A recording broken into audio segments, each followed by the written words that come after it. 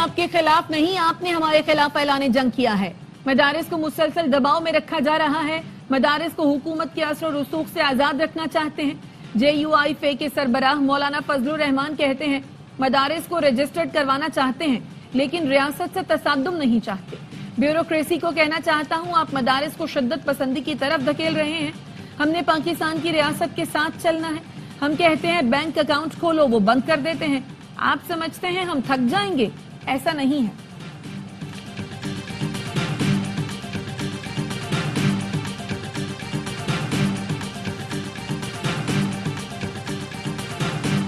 Bushra be be کا رات 12:30 بجے ڈی چوک پر موجودگی کا دعویٰ، اصل حقائق کیا؟ رات 8:30 بجے بشرا بی بی علی امین کلثوم پلازا سے پیچھے ہٹ کر نادرا آفس پر تھے۔ رات 8:30 بجے کے بعد ڈی چوک پر قیادت غائب اور کارکن ششو پنچ میں تھے۔ بشرا بی بی اور علی امین گنڈاپور ایک ہی گاڑی میں ڈی چوک سے نکلے۔ رات 11:30 بجے ڈی چوک پر صرف کارکن تھے۔ بشرا بی بی اور علی امین غائب تھے۔ رات 11:57 پر بشرا بی بی کی گاڑی تبدیل کرنے کی فوٹیج بھی سامنے آئی۔ 11:30 بجے ڈی چوک خالی کرانے کے لیے ایکشن ہوا۔ 10 منٹ میں علاقہ کلیئر کروا لیا گیا۔ اکیلے چھوڑنے کا بشرا بی بی کا دعویٰ بھی حقیقت کے برعکس نکلا۔ علی امین نے بشرا بی بی کو ڈی چوک سے نکالا، اپنے ساتھ مانسہرہ پہنچایا۔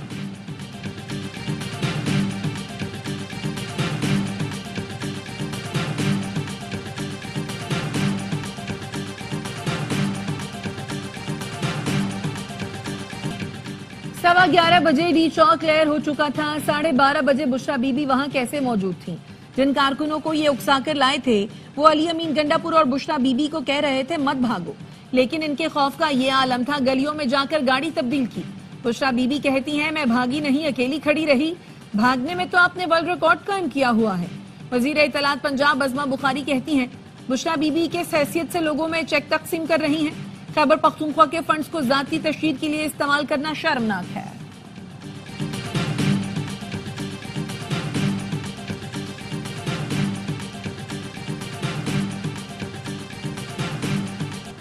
میں اسلام آباد سے شروع سے آخر تک بشرا بی بی کے ساتھ تھا۔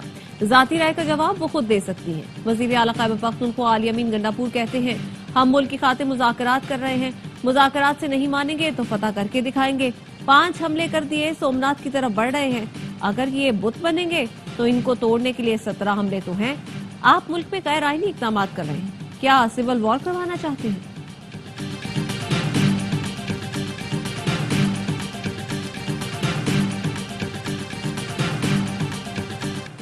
احتجاج کے وقت حکومت نے کہا خدا کے لیے سنگجانی میں بیٹھ جاؤ، وعدہ کرتے ہیں 20 دن میں بانی کو چھوڑ دیں گے۔ ان کا خیال تھا کہ اتنے زیادہ لوگ نہیں آئیں گے، وہ اتنے لوگوں کو دیکھ کر گھبرا گئے۔ بانی PTI کی بہن علیمہ خانم کہتی ہیں آج پہلی بار کہا گیا 9 مئی پر تفتیش مکمل ہو گئی، تفتیشی افسر کے پاس شواہد نہیں ہیں، جب ٹرائل شروع ہوگا تو پروسیکیوشن کو شواہد دینا پڑیں گے، پھر ان کے پاس کوئی جواب نہیں ہوگا۔ 9 مئی کیس میں لوگوں کا وقت ضائع کیا جا رہا ہے۔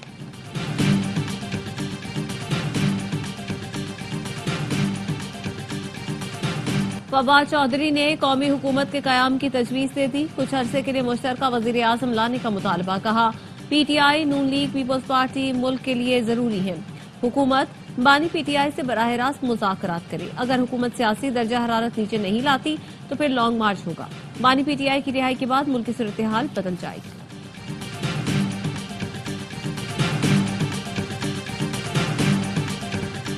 بانی PTI مذاکرات کے لیے سنجیدہ ہیں، اس لیے کمیٹی بنائی، مذاکرات نتیجہ خیز ہونے چاہیے۔ صاحبزادہ حامد رضا کہتے ہیں حلال کھانے والا باوقار انداز میں جیل کاٹ رہا ہے۔ ATC فیصل آباد نے صاحبزادہ حامد رضا سمیت PTI کے 160 کارکنوں پر فرد جرم عائد کر دی۔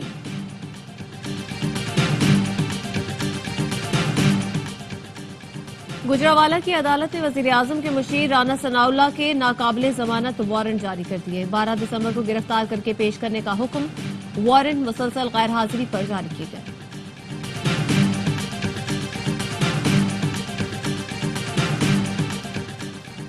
سپریم کورٹ کے جج جسٹس منصور علی شاہ نے مستعفی ہونے کی قیاس آرائیاں مسترد کر دی۔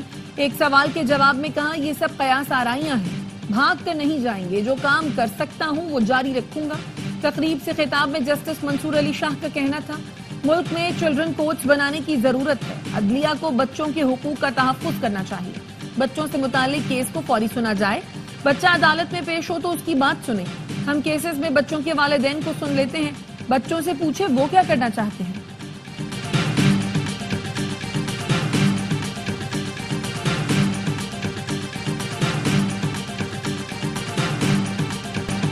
دال کم سے کم 300، تیل 100 روپے مہنگا، انڈے 400 روپے درجن، پاپے، دودھ، ڈبل روٹی پہنچ سے دور. کرائے بھی کم نہیں ہوئے تو حکومت مہنگائی میں کمی کا دعویٰ کیسے کر رہی ہے؟ وزیر خزانہ سے صحافی کا سوال. محمد اورنگزیب بولے آپ بالکل ٹھیک کہہ رہے ہیں، ہم اس کو مانیٹر کر رہے ہیں. پرائز کنٹرول کمیٹیوں کو متحرک ہونا ہوگا. انہوں نے کہا کہ دھرنوں سے ملک کو یومیہ 190 ارب کا نقصان ہوتا ہے. ان چیزوں سے پرہیز کرنا ہوگا. سب کو بیٹھ کر تہیہ کرنا چاہیے کہ انتظامیہ جو بھی آئے لیکن کچھ چیزوں پر سمجھوتا نہ کیا جائے.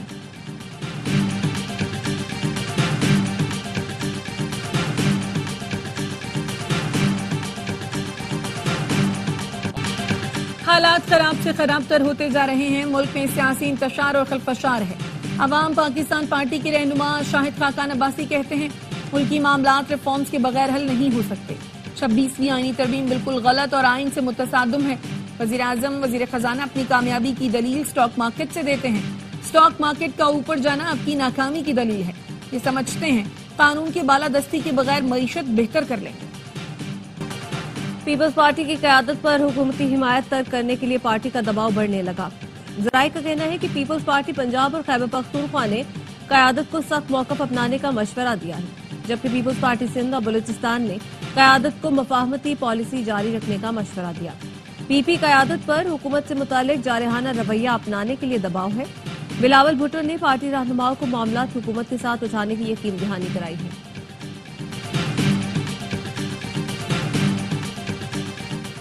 وزیر اعظم کی ہفتہ وار مہنگائی کی شرح میں کمی پر قوم کو مبارکباد. کہا مہنگائی کی شرح 6 سال کی کم ترین سطح پر آ گئی ہے. ملک معاشی استحکام کے بعد ترقی کی جانب تیزی سے گامزن ہے. ترقی و خوشحالی کے لیے ہماری سیاسی قربانیاں رائیگاں نہیں گئی. وزیر اعظم شہباز شریف 18 دسمبر سے مصر کا 2 روزہ دورہ کریں گے. سفارتی ذرائع کے مطابق وزیر اعظم 8 سربراہان مملکت کے اجلاس میں شرکت کریں گے. وزیر اعلیٰ پنجاب مریم نواز کل چین کے پہلے 8 روزہ سرکاری دورے پر روانہ ہوں گی. چیف سیکرٹری نے کرم روڈ کھولنے کا وعدہ کیا تھا لیکن وہ آج تک بند ہے. گورنر خیبر پختونخوا فیصل کریم کنڈی کہتے ہیں روڈ بند ہونے سے کرم کے عوام کو شدید مشکلات ہیں. صوبائی حکومت کرم کے عوام کو سہولتیں فراہم کرے. صوبائی حکومت امن و امان کی صورتحال بہتر کرنے میں ناکام ہے. میری اے پی سی کے بعد ہو سکتا ہے وزیر اعلیٰ کو صوبے کا خیال آ جائے.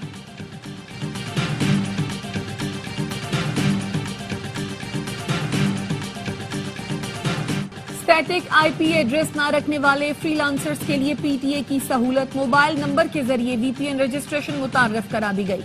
Free lancers mobile data connection پر وی پی این استعمال کرنے کے لیے اپنا موبائل نمبر رجسٹرڈ کروا سکتے ہیں.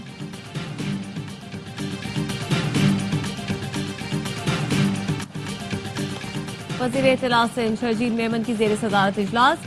پیپلز بس سروس کے 40 اسٹاپس کی تعمیر 2 ماہ میں مکمل کرنے کا فیصلہ. گاڑیوں کی جدید سائنٹیفک فٹنس چیکنگ لازمی کرنے کا بھی فیصلہ.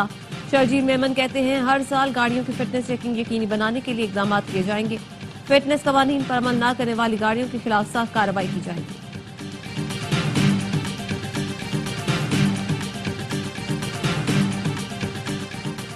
سندھ ہائی کورٹ بار ایسوسی ایشن کے انتخابات میں ووٹنگ جاری. وکلاء کی بڑی تعداد سندھ بار ایسوسی ایشن کے الیکشن میں شریک. Election commissioner Sindh high court bar نے پولنگ کا وقت 1 گھنٹہ بڑھا کر 6 بجے تک کر دیا.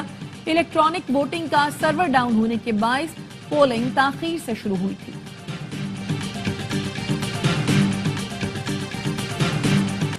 ملک بھر میں سردی کی شدت میں اضافہ. بالائی علاقوں اور بلوچستان میں موسم شدید سرد. اسکردو میں پارہ -9، قلات میں -7، استور، گلگت اور کالام میں -5 تک گر گیا. کوئٹہ میں -2 ریکارڈ. محکمہ موسمیات کی آج سے مختلف علاقوں میں بارش کی پیش گوئی. سندھ، بلوچستان، پنجاب میں سرد اور تیز ہوائیں چلنے کا امکان. چترال، دیر، سوات، مالاکنڈ سمیت کے پی، گلگت بلتستان اور آزاد کشمیر میں بھی بارش اور پہاڑوں پر برف باری متوقع.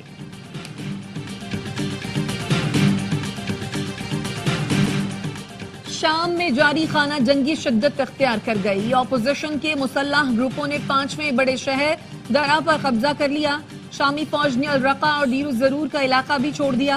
ایرانی وزیر خارجہ کا کہنا ہے شام کی حمایت جاری رکھیں گے. ترک صدر نے کہا شامی حکومت اور اپوزیشن کے مسلح گروپوں کو مذاکرات کرنے چاہیے.